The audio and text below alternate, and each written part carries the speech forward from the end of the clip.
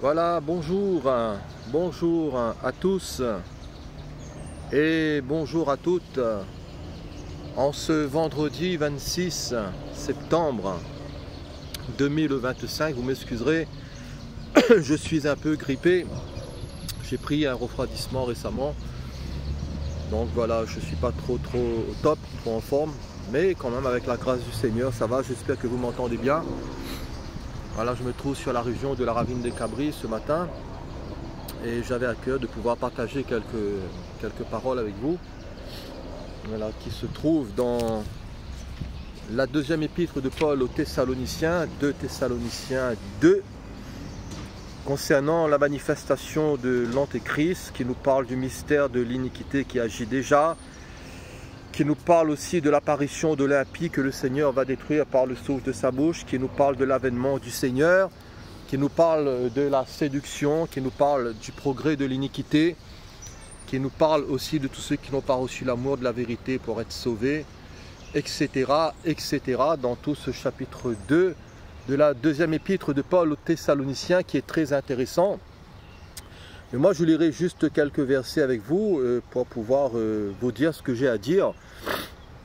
Et l'apôtre dira au verset 1, pour ce qui concerne l'avènement de notre Seigneur Jésus-Christ et de notre réunion avec lui, nous vous prions, frères, de ne pas vous laisser facilement ébranler dans votre bon sens et de ne pas vous laisser troubler, voilà, soit par quelques inspirations, soit par une parole, ou par une lettre qui semblerait venir de nous, comme si le jour du Seigneur était déjà là. Alors l'apôtre dira au verset 3 que personne ne vous séduise d'aucune manière. Voilà, ce mot séduire est intéressant puisque j'ai regardé ce matin, ce mot séduise dans le dictionnaire grec. Cela signifie aussi que personne ne vous déçoive. Voilà, que personne ne vous séduise, que personne ne vous déçoive dans le cadre de votre espérance, dans le cadre de votre marche avec le Seigneur. Vous savez, notre marche avec le Seigneur, c'est quelque chose de personnel. Et nous bâtissons, à vrai dire, dans l'intimité, nous bâtissons dans la proximité, dans le secret de notre chambre, de notre cœur, notre marche avec le Christ Jésus. Et chacun, voyez-vous, a cette responsabilité de pouvoir cultiver cela. Chacun a cette responsabilité de pouvoir cultiver le jardin de son cœur avec le Maître. Et concernant, voyez-vous, le retour du Maître, le Seigneur nous a prévenu que ce jour sera subite. Ce jour, voyez-vous, sera comme lors du passage du voleur dans la nuit. Voilà, et où une multitude, voyez-vous, vont être surpris, ou même dans un lit, dans un même lit, nous dit la Bible, un sera pris et l'autre laissé. Alors, vous voyez, c'est vraiment quelque chose de profondément personnel, et c'est quelque chose qui est profondément intime avec le Seigneur. Et nous devons prendre garde, voyez-vous, que personne ne vienne nous séduire, parce que la séduction, vous savez, elle est légion. La séduction, elle est à grande échelle. Et je crois personnellement que plus que le temps, voyez-vous, va aller, c'est plus que les choses vont se dégrader en matière spirituelle, en matière sociale, en matière familiale, en matière économique. Et par rapport au cadre de la foi, par rapport, voyez-vous, à notre consécration au Seigneur les uns et aux autres, alors il nous faudra vraiment avoir l'œil ouvert, il nous faudra apprendre à avoir une juste... Excusez-moi, je laisse cette moto passer parce que c'est horrible. Voilà. Je ne sais pas qu'il aura pour un quart d'heure. Voilà, c'est pas terrible. Vous savez, quand on fait des vidéos, quand je fais des vidéos, je me déplace pour avoir un peu de tranquillité, mais je peux vous le dire que c'est très très difficile. Soit on a le bruit du coq, soit on a le bruit de la basse-cour, du voisin, de la meule, ou des agents de la mairie qui nettoient les terrains, ou de ceci, des motos, de cela, enfin bref. En tout cas, pour revenir à mon sujet, nous sommes dans des temps et nous allons connaître ces temps qui sont bien sûr les temps de la fin, où le Seigneur est à la porte, où nous devons veiller et prier afin d'avoir cette force, voyez-vous, d'échapper à tout ce qui va survenir. Et c'est vrai que nous ne savons pas, comme nous dit la Bible, ce qu'un jour peut enfanter. Et nul ne sait, voyez-vous, ce que ce jour peut enfanter, peut produire, ni même demain. Et quand on considère autour de nous, ces temps-ci, moi ce que je constate, c'est que beaucoup de personnes, même jeunes, voyez-vous, décèdent. Et je vois cela dans le cadre professionnel, je vois cela autour de moi, dans mes relations. Et c'est triste, voyez-vous, c'est quand même terrible de voir, voyez-vous, des gens qui sont pris là, subitement, soudainement, par la mort. Mais vous savez, c'est quelque chose qui nous échappe, c'est quelque chose que nous n'avons pas la main dessus. Et c'est un peu comme le retour du maître. Vous savez, beaucoup espèrent et attendent, et moi je fais partie de cela, le retour du maître et l'avènement du maître. Et chose qui aura lieu, bien que nul ne sait ni le jour ni l'heure. Mais vous savez, le Seigneur peut nous prendre aussi par la mort. Et peut-être que cela, on le pense moins souvent. Voilà, je le dis pour vous, je le dis pour moi.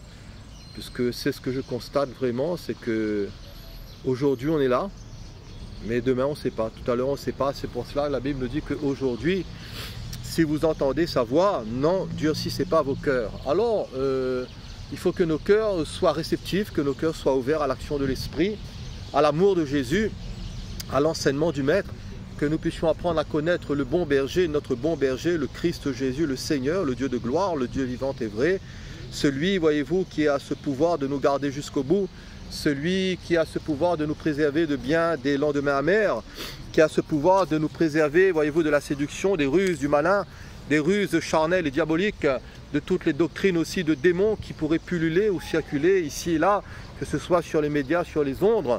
Et vous savez, dans cette fête de Rosh Hashanah, où nous venons de passer cette fête du 23 et 24 septembre, la fête juive, le nouvel an juif, le calendrier juif, il y a eu un phénomène qui s'est passé sur les réseaux, voilà, sur les réseaux sociaux, et qui a fait un peu boule de neige, et où il y a un pasteur sud-africain, un pasteur charismatique, s'est sorti de là-bas, qui a vraiment certifié qu'il y allait avoir une rapture, il y allait avoir l'enlèvement de l'Église cette année, dans cette période du 23 et du 24 septembre 2025. Alors vous voyez, cette date est passée et l'Église n'a pas été enlevée, à ce que je sache. Voilà. En tout cas, l'Église n'a pas été enlevée, l'Église corps de Christ. Et les médias se sont penchés un peu sur ce phénomène de toutes ces églises, particulièrement évangéliques aux États-Unis, puisque ces églises évangéliques, pour beaucoup d'entre elles, ont été secouées. Et j'ai pu voir un reportage là-dessus, et on voyait des gens, voyez-vous, qui ont tout donné. On voyait des gens qui ont tout donné parce qu'ils étaient convaincus que l'enlèvement de l'Église allait avoir lieu cette année, entre le 23 et le 24 septembre 2025. Alors certains, voyez-vous, ils ont donné leur voiture, d'autres ont donné des lampes à plus de 2000 $, d'autres, voyez-vous, qui avaient des chaînes TikTok et qui se disaient, voilà, c'est la dernière fois que je fais une vidéo avec vous parce que je m'en vais au paradis. Voilà, le Seigneur va revenir là entre le 23 et le 24, donc c'est le dernier jour que je peux faire une vidéo avec vous. Et voyez-vous, d'autres même des gens qui en ont profité, parce que les voisins, voyez-vous, qui sont venus, et ils ont pu récupérer ces lampes à 2000 $, ils ont récupéré des meubles que d'autres ont jetés, parce qu'ils ont dit, voilà, je m'en vais au paradis, et à quoi tout cela va me servir? Et au final, voyez-vous, ces gens, certainement, ils seront obligés de se racheter des lampes, ou de se racheter des meubles, ou pour tous ceux qui ont donné leur voiture, ben voilà, soit ils vont prendre le bus, ou ils vont marcher à pied ou à vélo, ils vont se racheter une voiture. Mais en tout cas, tout cela pour vous dire quoi? C'est qu'il y a eu un mouvement, il y a une séduction qui est sortie de là-bas, de l'Afrique du Sud, avec un pasteur charismatique qui a certifié que l'enlèvement de l'Église allait avoir lieu cette année entre le 23 et le 24 septembre 2025 lors de la fête juive de Rosh Hashanah. Et voyez-vous, ces chrétiens, ils sont de bonne volonté, ils aiment le Seigneur, je n'en doute pas. Ils ont, voyez-vous, dans leur cœur ce désir d'être avec le Seigneur. Et peut-être pour beaucoup d'entre eux, ou pour l'ensemble d'entre eux, ils en ont marre, voyez-vous, de tout ce qui se passe un peu sur ce monde, de la mort, des guerres, du péché. Et ils ont hâte, voyez-vous, de revêtir leur domicile céleste. Ils ont hâte, voyez-vous, de décamper et de partir avec le Seigneur. Comme dira l'apôtre, ce qui de beaucoup est le meilleur. Et nous n'en doutons pas. Mais vous savez, il faut faire attention que nous soyons séduits, comme je l'ai dit, et que nous soyons dupés, et que nous soyons déçus, puisque ce mot séduise signifie déçu concernant notre espérance. Même il y a une dame, il y a eu un vent qui est passé, il y a eu comme un genre de tornade, et là, vous voyez, ils se sont dit que c'est la fin du monde. Voilà, Jésus arrive parce que le mauvais temps se fait, il y a des nuages, il y a la grisaille, et voilà, Jésus va venir nous enlever. Voyez-vous, tous ces gens ont été séduits. Voilà, tous ces gens ont été trompés, ils ont été, voyez-vous, déçus dans leur espérance. Et malheureusement, combien, voyez-vous, qui ensuite, entre guillemets, je dirais, peuvent perdre la foi parce qu'ils ont mis leur confiance dans des hommes, ils ont mis leur confiance dans des dates, ils ont mis leur confiance dans des mouvements, ils ont mis leur confiance dans des pasteurs et dans des séducteurs et ils se sont fait avoir. Alors l'apôtre Paul, dans 2 Thessaloniciens au chapitre 2, au verset 2, je relis avec vous, et qui sera, voyez-vous, là pour nous une garantie, puisque la parole de Dieu reste la garantie pour nous. Et l'apôtre dira, pour ce qui concerne l'avènement de notre Seigneur Jésus-Christ et notre réunion avec lui, nous vous prions, frères, de ne pas vous laisser facilement ébranler dans votre bon sens et de ne pas vous laisser troubler. Voilà, Jésus a dit, vous entendrez parler de guerre, de bruit de guerre, mais gardez-vous d'être troublés, car il faut que ces choses arrivent. Alors, ne vous laissez pas troubler, soit par quelques inspirations, soit par une parole, ou par une lettre qui semblerait venir de nous, comme si le jour du Seigneur était déjà là. Voilà, comme si le jour du Seigneur était déjà là, alors que personne ne vous séduise d'aucune manière.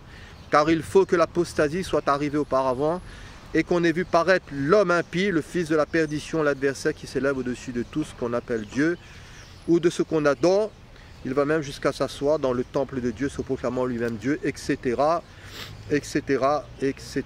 Alors pour conclure, mes frères et sœurs, vous savez, moi je ne suis qu'une voix, j'ai mes limites, comme je l'ai déjà dit, j'ai mes difficultés comme vous, je travaille, j'apprends à connaître mon bon berger, à le servir, et je le fais de tout cœur, avec mes frères et sœurs, là où l'Esprit de Dieu m'envoie. Mais ce matin, voilà, j'ai quitté mon travail, et j'ai travaillé hier et je me suis dit qu'il fallait que je fasse une vidéo avec vous parce que, vous savez, les gens se font avoir. Voilà, et les gens se font avoir facilement par quelques révélations, par un tel qui dit qu'il a eu une vision, par un tel qui prophétise ou qui a eu des songes. Alors ils vont prophétiser sur votre vie. Ils vont, voyez-vous, même vous dire que si vous avez mal agi, le Seigneur va vous enlever votre couronne sur votre tête. J'ai entendu ça récemment. Ou même une sœur me disait qu'une dame l'a appelée en disant « Ma sœur, dorénavant, tu vas m'appeler pasteur. » Voilà. Et vous savez, les gens se donnent des titres pompeux. Les gens, voyez-vous, ils sont séduits. Les gens, voyez-vous, ils prennent l'évangile pour faire du commerce. Ils prennent l'œuvre du Seigneur, voyez-vous, ils croient que c'est une entreprise et c'est du business. Et voyez-vous, les gens se laissent avoir, ils se laissent berner. En tout cas, soyez vigilants. Voilà, soyons sur nos gardes. Le Seigneur, c'est vrai que le Seigneur revient bientôt, mes frères et sœurs, je n'en doute pas. Le Seigneur est à la porte, je n'en doute pas. Mais gardons-nous d'être troublés. Gardons-nous, voyez-vous, de nous laisser avoir. Gardons-nous, voyez-vous, de nous laisser peindre par quelques prophètes ou par quelques apôtres ou par quelques pasteurs ou églises que ce soit. Voilà, restons vigilants. Soyons bien ancrés dans la parole du Seigneur. Lisons cette parole. Voilà, moi c'est ce que j'essaye de faire. Ayons une bonne culture de la parole, une bonne communion avec le Seigneur. Et si nous avons des frères et sœurs à proximité, voilà, prions, partageons l'évangile. Rompons le pain dans les maisons comme la parole nous le demande. Prions, persévérons dans l'enseignement des apôtres et dans les prières. Et Maranatha, voilà, moi tout au long de l'année, je ne cesserai de vous dire Maranatha, viens. Parce que le Seigneur vienne aujourd'hui ou demain ou lors d'une des fêtes des trompettes, gloire à Dieu, le Seigneur reviendra, mais l'essentiel, c'est que je sois enlevé avec lui. L'essentiel, c'est que je sois prêt. L'essentiel, c'est que l'huile ne manque point dans ma lampe.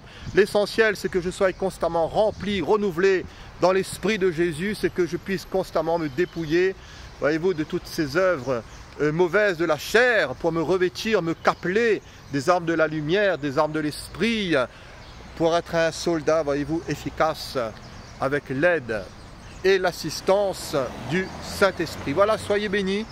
Je vais terminer là en ce jour. À la prochaine, Dieu voulant. Et bon week-end à vous. Merci Seigneur. Amen.